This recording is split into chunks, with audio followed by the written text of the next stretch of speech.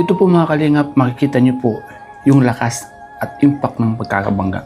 Himala po mga kalingap.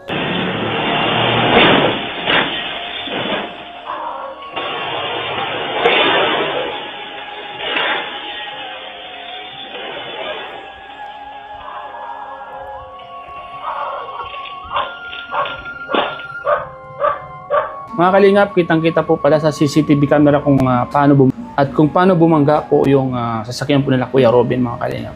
Hindi mo akalain na yung bumangga sa sasakyan ay ang laman po ay sila Kuya Robin at si Ate Pia.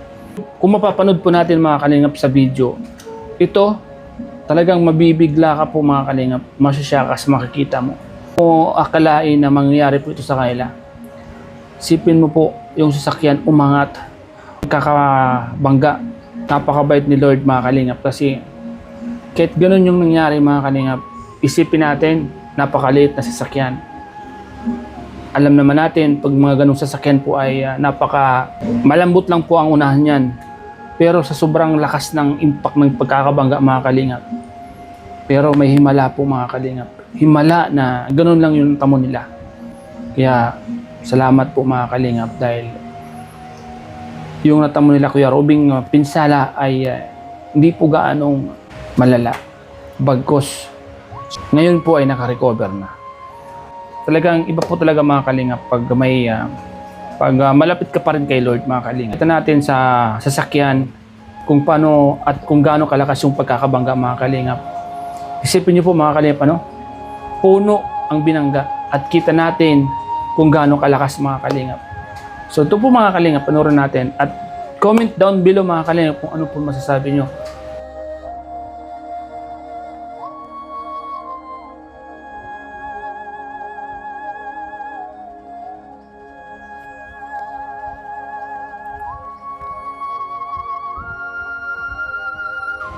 Thank you Lord dahil kahit malakas yung pagkakabangga ay ginabayan pa rin po talaga sila Kuya Robin ni Lord.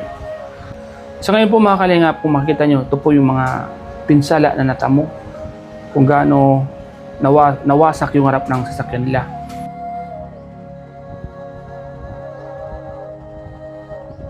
Diba? Kitang-kita natin mga kalingap ito. At isipin natin mga kalingap, ang himala ng Diyos. Pag ang puso mo ay malapit kay Lord, kahit ano man yung mga dumating sa iyong pagsubok, talagang andyan pa rin siya. Gagabayan. Although yung mga nangyari na yan ay part ng buhay natin yan. Pero, thank you Lord dahil safe na po sila Kuya Robin ngayon. Okay na po sila. Medyo nakakahinga-hinga na ng maluwag. Makikita natin sa mukha nila ay nakangiti na po sila mga kalingap.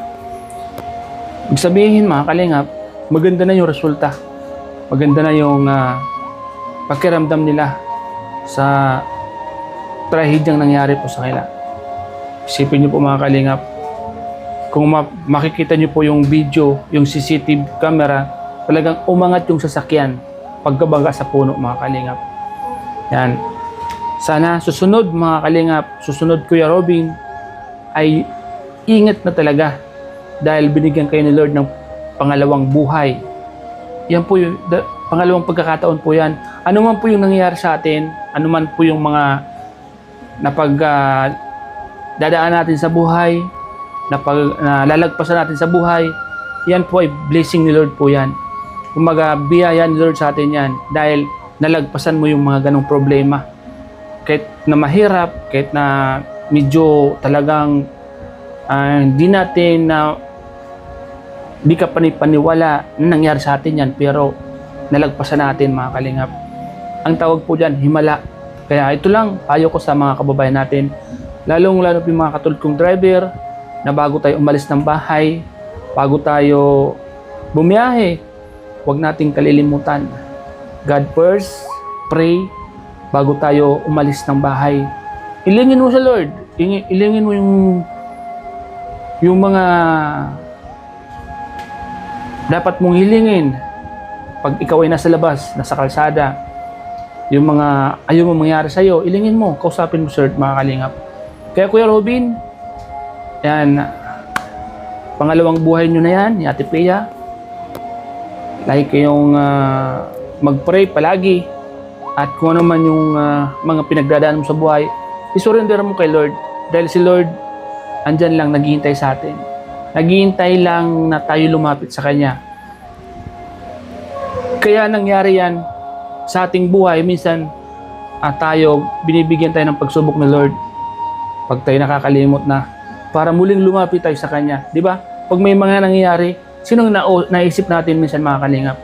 Sino yung pumapasok sa isip natin pag may mga pagsubok nangyari? Di ba si Lord? Minsan binibigyan tayo ng pagsubok ni Lord. Hindi para pahirapan. Binibigyan tayo para makaalala muli sa Kanya. Kumbaga, isipin natin siya. Kumbaga, isipin natin na siya po, nandiyan lang sa tabi-tabi. Nakabantay sa atin, nakatingin, pero tayo, minsan nakakalimot. Kaya tayo binibigyan ni Lord ng mga ganitong pagsubok. Payo ko lang sa lahat ng mga driver na katulad ko, Kuya Robin, ingat na kayo palagi and magdasal bago lumabas ng bahay. Kasi kawawa yung mga anak natin pag tayo ay nawala sa mundo. Diba? Although lahat tayo mawawala, pero hindi sa ganung pamamaraan, di ba? May tamang panahon, may tamang edad, may tamang lugar or panapanahon po. Yan. So yan po mga kalingap, salamat po sa inyong lahat sa panood niyo po sa vlog kong ito, ating mga advice. Maraming salamat po sa inyong lahat mga kalingap. Ingat po kayo palagi and Jesus love you po. Ingat tayong lahat.